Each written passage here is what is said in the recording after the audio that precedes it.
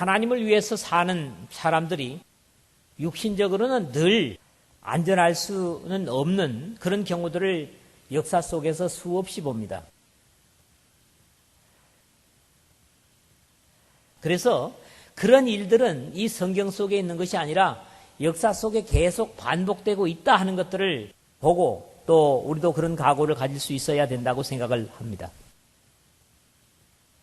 그러나 어떤 사람들은 위기에서 기적적으로 구원을 받습니다.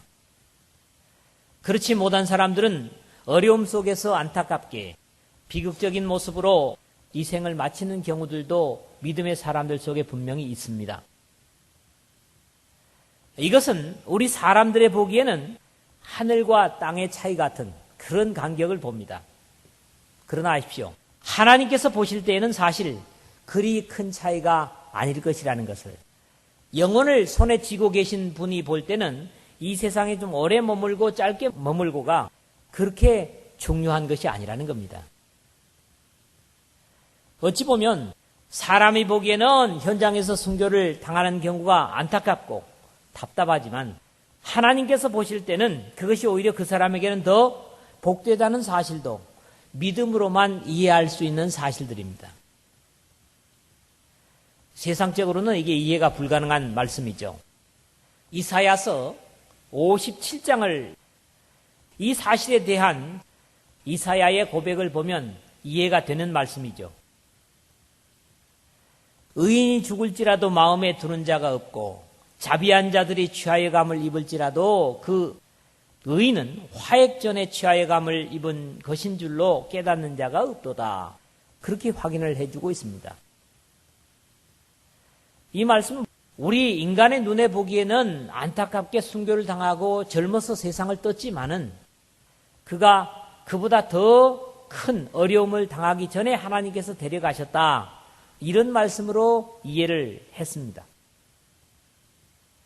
우리가 계속 주시하고 있는 이 바울이라고 하는 하나님의 사람의 모습을 24장에서 계속 보게 되는데 동족들이 죽이려는 가운데서 오히려 이방인들의 손을 사용하여 위기에서 빠져나오게 되고 안전한 곳에서 재판을 받게 됩니다.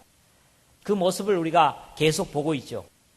그러나 여기서부터 이어지는 내용도 우리 믿음의 사람들이 깨닫고 배워야 될 내용으로 세상과 그리고 신앙의 사람, 그리고 신앙이 있다고 하면서도 소신을 갖지 못하고 주님께서 말씀하신 것처럼 말씀을 들으나 세상의 염려와 재물의 유혹에 말씀이 막혀 결실치 못하는 자라는 가시떨기 같은 마음에 뿌려진 그런 사람의 모습을 대조적으로 이 24장에서 보게 될 것이라는 사실입니다.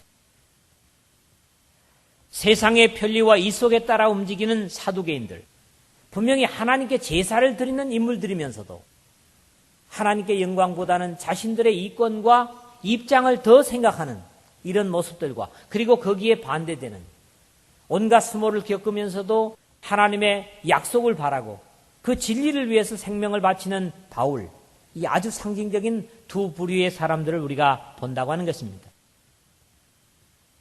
먼저는 자신들의 이권과 위신의 어려움을 주고 있다는 것 때문에 바울을 끈질기게 죽이려고 하는, 신앙한다고 하면서 철저한 현세주의자들인 사두개인들이자 제사장의 무리들의 법과 국가에 대한 모습, 그리고 거기에 대응하는 참된 하나님의 사람인 바울의 자세를 우리가 다음 주에 보게 되겠습니다. 오늘도 읽은 내용이 그렇게 별로 행복하지 않습니다. 모함을 당하고 또 좋은 평가보다는 듣지 않아야 될 소리를 듣고, 그런데 하나님의 말씀이라고 하는 것이 비극적인 상황은 뒤집어 보면 천국이 되는 것이고요. 또 좋은 상황에 우리를 들인다고 할지라도 감사가 될 수 있는 거지요.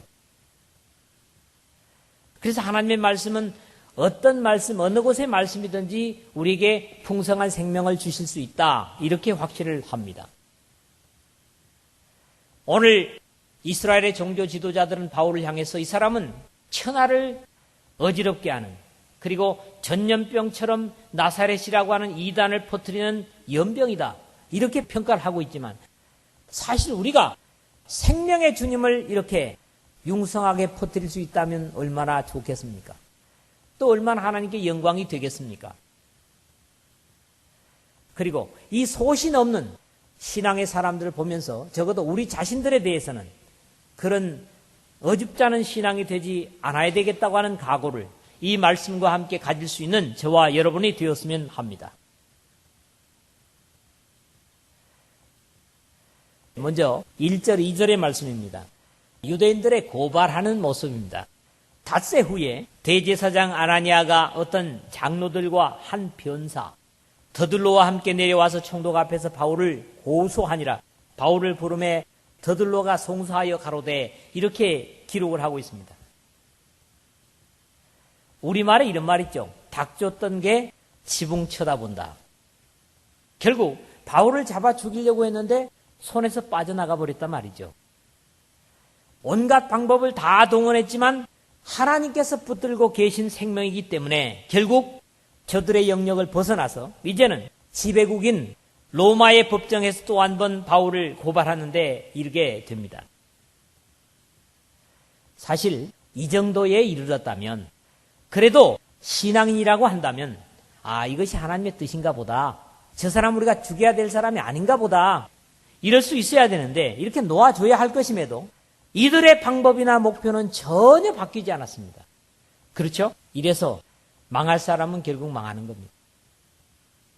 어려움을 당하고 깨달음을 줬으면 거기서 깨닫고 돌이켜야 되는데 그렇지를 못하는 거지요. 어디가 끝인 줄을 깨닫지 못하고 자신들의 선치도 못한 욕심을 실현하려는 모습은 아담 이래로 끊임없이 하나님을 대적하는 사람들의 가장 일반적인 모습을 우리가 이 종교 지도자들에게서 본다고 하는 데서 안타까움을 갖습니다. 그래서 주님께서 희생을 당하셨음에도 여전히 고집이 꺾이지 않아서 광야에서 수많은 사람들이 죽은 것처럼 여전히 망할 사람은 망할 짓만 일삼는 것이라는 데서 이런 사람들은 하나님께서도 어찌해 보실 수가 없었던 것이죠. 하나님께서 어찌해 볼 수 없는 사람, 참으로 불쌍한 사람들입니다. 오늘 읽은 시작의 모습이 참 안타깝습니다. 누가는 이걸 기록하면서 어떤 생각을 했을까? 저는 그런 생각을 해봤습니다. 대제사장 아나니아가 어떤 장로들과 한 변사 더들로와 함께 내려와서, 주로 중심인물이 누굽니까? 제사장 중에서도 우두머리 대제사장, 그 다음에 그들과 함께 온 부류가 누구예요? 백성의 원로들인 장로들, 신앙의 지도자들이요. 특히 백성을 대신해서 하나님 앞에 제사를 드리는 일의 수장, 우두머리인 이 사람이 뭘 위해서? 사람을 죽여달라고, 형벌해달라고 이방의 총독에게 고발하러 백리길을 달려왔으니 그들의 신분과 어울리지 않는 모습이라는 거지요. 하나님 앞에 죄진 백성의 죄를 가지고 나가서 죄를 해결하는 제사를 드려야 될 이 부류들이 오히려 반대로 사람 죽이는 일을 위해서 백리길을 달려왔다는 겁니다. 우리가 이렇게 볼 때 안타까울 때 하나님께서 보실 때 얼마나 안타까울까. 하나님의 진리를 벗어나서 자신의 위치를 확고히 하려는 인간적인 시도가 바로 이 대제사장과 장로들의 모습으로 바울은 디모데에게 이런 일을 경계한 바 있습니다. 저는 교만하여 아무것도 알지 못하고 변론과 언쟁을 좋아하는 자니 이로써 투기와 분쟁과 회방과 악한 생각이 나며 마음이 부패하여 지고 진리를 잃어버려 경건을 이익의 재료로 생각하는 자들의 다툼이 일어나느니라. 디모데전서 6장 4절 5절의 말씀입니다. 결국 신앙이라고 하는 것이 신앙의 본질을 잃어버리면 오히려 자신들의 이익을 위해서 더 세상 사람들보다도 부끄럽게 쓰이는 그런 모습은 언제든지 있을 수 있다고 하는 경계를 보는 거지요. 그것도 자신들의 말 주변으로는 확신이 안 서서 변호사 한 사람을 선임을 해서 자신들을 강점하여 섭정하는 이방 총독 앞에 내려와서 하는 일이 자신의 동족인 바울을 고소하는, 객관적으로 볼 때는 누가 봐도 안 돼먹은 마치 일제치하의 흔한 무라카미 순사같이 얄미운 이런 짓을 하고 있다는 거예요. 그러나 우리가 보고 웃을 일이 아니라 우리 자신들을 역시 단속해야 될, 조심해야 될 말씀이라고 생각을 합니다. 어쩌면 우리의 신앙이 바르지 못하면 얼마든지 이러한 모양이 될 수 있다는 사실에서 말이죠. 믿음의 사람들의 모습이 각자가 가진 생각과 믿음 속에서 이렇게 자신들도 모르게 초라하고 부끄러운 모습을 불신의 사람들에게 보일 수도 있다는 겁니다. 그래서 이런 비극적인 상황을 통해서 오늘 우리 자신들을 다잡기 위해서 이 안타까운 말씀을 지금 나누고 있는 것이죠.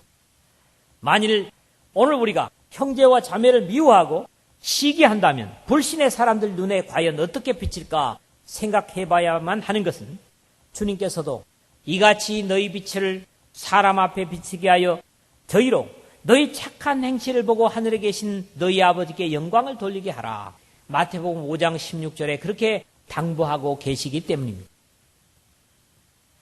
비록 부족할지라도 이런 하늘의 백성의 신분에 어울리는 그런 삶을 위해서 하나님께 기도하고 매달리는 이런 신앙의 삶이 돼야 되지 않겠느냐 하는 거지.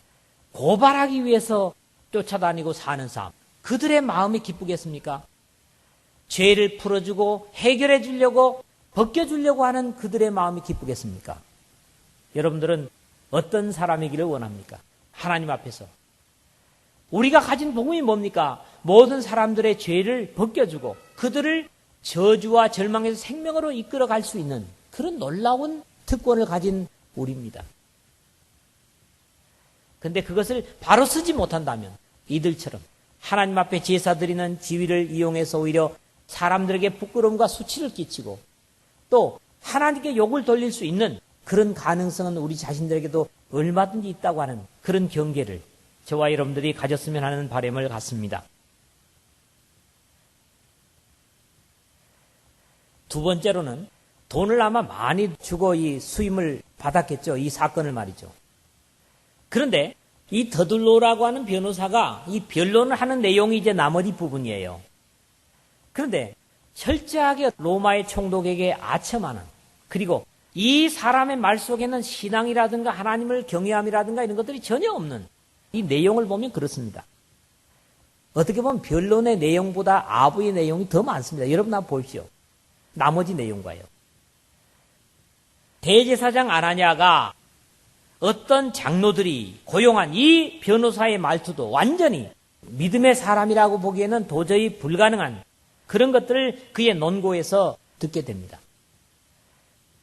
적어도 종교의 지도자들이라면 변호사를 선임하더라도 자신들의 믿음을 대변할 수 있는 그런 인물일 텐데, 특히 뭡니까? 이 사건이 잘못됐다고 생각하는 종교와 그렇지 않은 것들에 대한 판단을 바로 하기 위한 것이지 않습니까? 그런데 이런 문제를 가지고 이방 총독 앞에 가는 것도 문제지만은 역시 이 변호사를 선임한 데도 문제가 있었다는 거죠. 이 변호사가 내뱉는 한마디 한마디는 그야말로 들어넘기기 힘겨운 이방 군주에 대한 아부로 가득 차고 있습니다. 벨릭스 각하여, 우리가 당신을 힘입어 태평을 누리고, 먼저 3절 상반절 그랬다고요. 지금까지 이스라엘의 역사가 이방 총독을 힘입어 흘러온 겁니까? 이스라엘이 그 수많은 유구한 역사가 이 이방 총독 때문에 흘러왔느냐고요. 이스라엘의 역사는 그 수많은 세월이 하나님의 긍휼과 은혜의 역사였고, 만약에 하나님의 사랑과 약속이 없었다면 아마 벌써 침몰한 배처럼 되었을 것임에도 이 종교 지도자들을 대표한다는 변호사가 찬양하는 것은 지금까지 이스라엘을 있게 한 하나님이 아니라 이 나라에 쳐들어와 지배하고 폭정하는 이방 총독에게 영광을 돌리고 있다는 겁니다. 이 역시 신앙이 잘못되면 오늘도 충분히 있을 수 있는 안타까운 모습입니다. 하나님께서 분명히 말씀하시기를 내가 나를 위하여 이를 이룰 것이라. 어찌 내 이름을 욕되게 하리요. 내 영광을 다른 자에게 주지 아니하리라. 이사야서 48장 11절의 말씀입니다. 하나님은 자신의 영광을 다른 대상에게 주시지 않겠다고 말씀하십니다. 그런데 하나님께서 키우고 길리고 먹이운 사람들이 하나님께 드려야 될 영광을 이방 총독에게 돌리고 있다고요. 믿음의 백성들에게 끊임없이 당부하시는 말씀이 하나님께 영광을 돌리라는 것이었습니다. 우리 역시 잘못되면 하나님께 영광을 드려야 할 영광을 엉뚱한 것에 돌리게 되고, 이것이 우상 숭배가 되며 찬양받으실 주님의 존귀를 잃어버리고 마는, 충분히 그럴 수 있는 가능성은 있다고 하는 것을 경계로 가져야 됩니다. 히브리서 기자의 당부처럼 이러므로 우리가 예수로 말미암아 항상 찬미의 제사를 하나님께 드리자. 이는 그 이름을 증거하는 입술의 열매니라. 히브리서 13장 15절 그렇게 말씀을 하셨죠.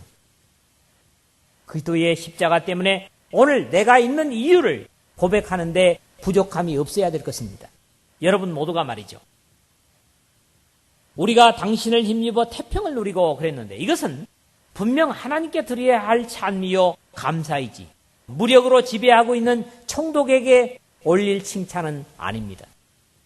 특히 우리말에는 단순히 우리가 평화를 누린다 그랬지만 원문에 뭐라고 쓰여 있느냐 하면 많은 큰 평화를 누리고 라고 기록이 되고 있습니다.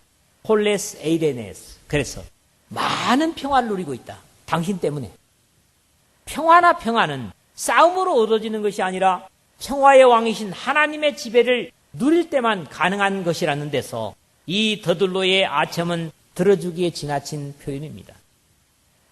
또 이 민족이 당신의 선견을 인하여 여러 가지로 개량된 것을 3절 중반절이거든요. 이 민족, 즉 이스라엘은 하나님의 수없이 많은 미래를 미리 보는 선자들에 의해 끊임없이 흘러왔음에도 이 어리석은 어두움의 하수인은 로마 총독의 선견 지병에 의해서 자신들의 가치가 향상되었다는 잠꼬대 같은 달콤한 말을 이방 총독에게 계속하고 있습니다. 우리가 어느 모양으로나 어느 곳에나 감사 무지하옵나이다. 3절 하반절인데요. 이 내용 역시 장소와 공간을 넘어서 하나님께 올려드려야 할 찬양을 이방, 그것도 자신들을 괴롭히는 총독에게 잘못 돌리고 있는 말쟁이의 잘못된 아부일 뿐입니다. 어느 모양, 어느 곳에든 그곳에 우리를 있게 하시는 하나님의 역사의 찬양을 되먹지 못한 사악한 인간의 마음을 얻기 위한 아부로 사용하고 있는 것은 대단히 문제가 되겠습니다. 당신을 더 괴롭게 아니하려 하여 우리가 대강 여짜옵나니 관용하여 들으시기를 원하나이다. 이게 4절에 그랬다고요. 갈수록 더들로의 고발은 들어주기 힘겨워집니다. 총독은 피지배국의 사건을 심리하는 자신만의 권위와 명예를 10분 발휘하고 그것을 지금 즐기고 있음에도 이러한 구역질나는 아부를 하고 있는 것입니다. 당신을 더 괴롭게 아니하려 하여 우리가 대강 여짜옵나니 관용하여 들으시기를 원하나이다. 이 세 마디 역시 하나님의 백성됨의 수치를 완전히 드러내고 있는 도에 지나친 아부이죠. 이 말과 비교되는 바울의 변론을 다음 시간에 우리가 한번 볼 수가 있을 것인데 바울은 절대로 이렇게 하지 않았습니다. 어떤 형편의 또 처지에서도 하나님 우리 아버지, 영원한 아버지께만 영광을 돌릴 수 있는 그런 하나님의 백성으로 우리가 살아야 될 것입니다. 그런 소신이나 내가 예수 그리스도의 십자가 때문에 있다고 하는 사실을 잊어버린다면 우리도 어느 장소, 어느 사람들에게든지 이런 아부로 하나님께 돌려야 될 영광을 잘못되게 사용할 수 있다고 하는 경계를 역시 이 말씀을 들으면서 저와 여러분들이 가졌으면 하는 부탁을 드립니다. 세 번째 마지막으로는 5절에서 9절입니다. 자, 이 고소 내용입니다. 그러니까 어찌 보면 이 사람들이 고소하는 가장 핵심적인 내용이에요. 그런데 안타깝게도 이 고소 내용에는 핵심이 없습니다. 자, 이제 구체적으로 바울이 자신들에게 끼친 불이익을 나열하는 저들의 죄라고 생각하는 것들을 가지고 고발을 해보긴 하지만 여전히 저들의 간교한 속셈만 드러내 보이고 있습니다. 제목처럼 우리가 보니 이 사람은 연병이라. 여기에 말의 시작을 보십시오. 우리가 보니 이 사람은 연병이라. 결국 누가 보느냐에 따라 사람의 평가는 다를 겁니다. 이 지금 당해 있는 바울을 여러분들은 뭐라고 보시겠습니까? 그런데 대제사장 아나니아와 장로들이 볼 때는 이 사람이 연병이라는 거예요. 이게 중요합니다. 만약에 이 사람들이 하나님이 보시기에라든가 또는 율법을 쫓아 보기에 이런 평가였었다면 아마 이런 사람들이 아니었을 거라는 거지요. 단순히 삐뚤어진 저들이 보기에 문제였을 뿐이라는 겁니다. 하나님 보실기에 완벽한 것들이 인간의 보기에는 문제가 될 수도 있고, 하나님 보시기에 기뻐하실 수 있는 것들이 사람의 보기에는 잘못된 것으로 보일 수도 있다고 하는 것. 역시 이들의 논고에서 우리가 깨닫는 사실입니다. 결국 바울은 사두개인들이 보기에는 모든 자신의 민족을 괴롭히는 패스트 같은 유행병을 전염시키는 매개체였을 뿐이었다는 거지요.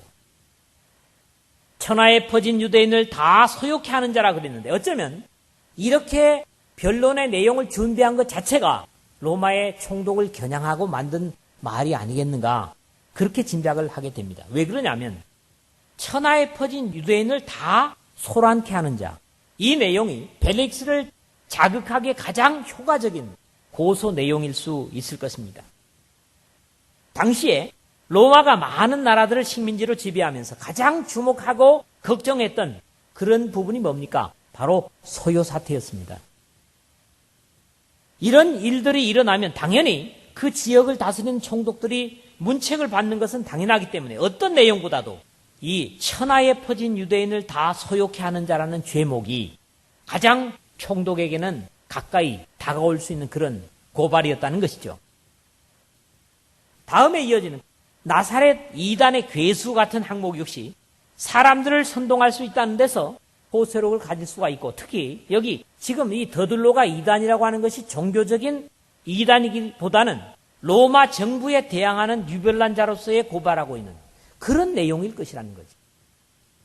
그러니까 로마의 정부에 항거하는 이런 이단자로 지금 바울을 고발하고 있는 겁니다. 하지만 자신들의 성전을 더럽게 하려 함으로 우리가 잡았다는 내용은 별로 호세록을 갖지 못했을 것입니다. 그러나 바울 사도는 자신이 다음 시간에 보겠습니다마는 변호를 하면서, 그러나 이것을 당신께 고백하리이다. 누굽니까? 이 벨릭스에게 말이죠. 나는 저희가 이단이라 하는 도를 쫓아 조상의 하나님을 섬기고 율법과 및 선자들의 글에 기록된 것을 다 믿으며 라고 이 사실을 인정을 합니다. 우리는 이단이 아니라 그러죠. 혹시 많은 사람들이 이단이라 그러면. 그런데 바울이 담대한 건 뭡니까? 나는 저들이 지적하는 대로 이단이라고 하는 나사렛 예수를 전한다. 그걸 인정을 하고 있다고요. 사실적인 것과 평가에 대한 차이인 거지요. 그리고 사실 하나님께서 바르게 보신다고 하면 이단이라는 소리를 들으면 어떻습니까? 바울의 이런 자세는 오늘 우리가 우리 자신들을 깊이 생각해야 될 어떤 모범을 보여주시는 것이라는 데서 평가해야 될 말씀이라고 하는 것입니다. 자신들이 죄를 정하지도 못하고 당신이 그를 신문하면 이제 7절이거든요. 이것은 논리상으로 맞지 않습니다. 자신들이 죄를 열거해서 그 죄가 형벌받아 마땅하다는 논리를 펼쳐야 당연한데도 이제는 할 말을 잃고 당신이 친히 그를 신문하시면 우리의 송사하는 이 모든 일을 아실 수 있나이다. 7절 8절에 그랬다고요. 마지막으로 옆에 사람들을 시켜서 동조를 합니다. 유대인들도 이에 첨가하여 이 말이 옳다 주장하니라. 9절에 그랬다고요. 대제사장은 장로들뿐만 아니라 충분한 응원 부대를 거느리고 간 것으로 짐작이 됩니다. 그래서 옆에 갔던 사람들도 마치 예수님을 십자가에 못 박아야 된다고 큰 소리 치던 군중들처럼 바울을 죽여야 된다고 하는 그런 표현을 쓰고 있는 것을 보는 거지요. 하여튼 대제사장과 장로들은 더들로라는 변호사를 고용해서 사실이 아닌 것을 진실일 것처럼 생각하도록 유도하는 궤변적이고 허위적인 그런 걸 나타내는 모습을 우리가 여기서 본다고 하는 것입니다. 믿음의 사람의 확신은 또 이것은 우리의 확신이 돼야 되겠죠. 누가 능히 하나님의 택하신 자를 송사하리요. 의롭다 하신 이는 하나님이시니라는 로마서 8장 33절의 말씀을 가지고 확신할 수가 있을 것이고, 바울은 이런 모함을 들으면서 이 자리에 앉아서도 이런 고백을 스스로 하나님께 드리고 있지 않았겠는가. 하나님이 의롭다 하시면 누가 송사하겠습니까? 예수 그리스도를 대신 십자가에 주고 산 대상이라면 그걸 누가 참소하겠습니까? 결국 하나님의 인정을 마음속으로 받는 것이 누구에게로부터 위로받는 것보다도 믿음의 사람들에게 더 확실하고 큰 것을 우리는 확신할 수 있는 것이죠. 오늘도 마귀 사탄은 밤낮 택하신 하나님의 백성들을 참소하고 고발하지만 예수 그리스도의 십자가의 은혜가 하나님 앞에서 이런 모든 것을 덮고도 남을 만큼 충분하다는 사실을 확신할 수 있는 우리가 되어야 될 것입니다. 말씀을 맺겠습니다.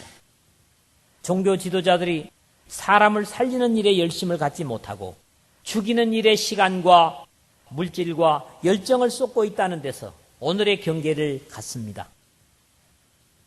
믿음의 사람들은 이런 부끄러운 수치를 하나님 앞에서나 사람들 앞에 갖지 말아야 되겠다 하는 사실을 경계로 생각하게 됩니다. 그런 종교는 당연히 현 세상의 권력과 타협하고 아부하면서 오히려 참된 하나님의 백성들을 괴롭히는 악독한 죄를 하나님 앞에 범할 수밖에 없을 것입니다. 요즘 인터넷상에서 대란이 일어났던 이야기를 좀비핏이라는 말을 듣죠. 제가 볼 때는 오늘 고발하는 대제사장과 장로들, 잘못된 종교인들이 바로 이런 유형입니다. 어떤 경우에 사람이 또 하나님 없이 착한 사람들이 있습니다. 근데 그 사람들은 사실은 좀비피시가 될 가능성이 많습니다.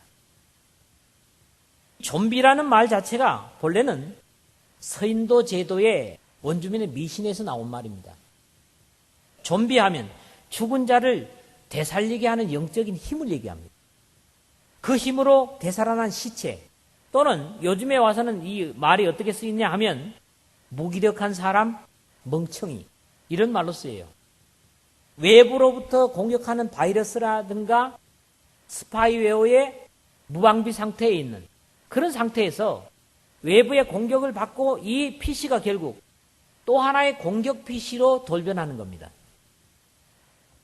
그래서 많은 서버에다가 메일을 보내고 또 공격을 다른 데다 하고 이런 역할을 자기는 원하지 않았지만 어떻게 됐어요?